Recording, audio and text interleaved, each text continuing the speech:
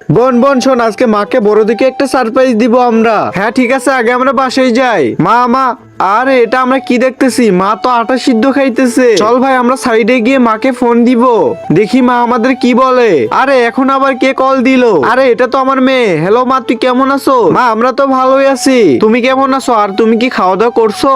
আরে হ্যাঁ আমি খাইতেছি। মা আমরা এই ঈদে কিন্তু এবার বাসায় যাইতে পারবো না, আমাদেরকে এখনো অফিস থেকে ছুটি দেয় নাই। আরে মা থাক, কষ্ট পাস না, পরের বার চলে আসিস। আচ্ছা মা ঠিক আছে, এখন আমি অফিসে যাব, পরে কথা বলবো নি। দেখ ভাই মা কি মিথ্যা কথা বলে। ওইতে দেখ মা কাজে যাইতেছে।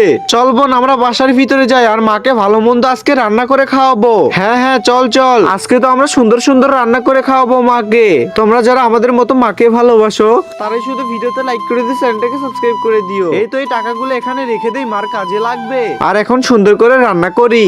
এই তো আমাদের রান্না করা শেষ, এই খাবারগুলো এখন টেবিলে সাজিয়ে রাখ। আরে ওখানে ওগুলাকে? আরে ওগুলো তো আমার ছেলে মেয়ে। আরে মা তোরা কখন আসলি? আরে মা আমরা একটু আগে আইছি। চলো তোমার জন্য আমরা খাবার রান্না করছি, তুমি খেয়ে দেখো। আরে মা তোরা না অনেক ভালো, দেখিস তোদের এই ভিডিওতে সবাই লাইক করে দিয়ে চ্যানেলটাকে সাবস্ক্রাইব করে দিবে।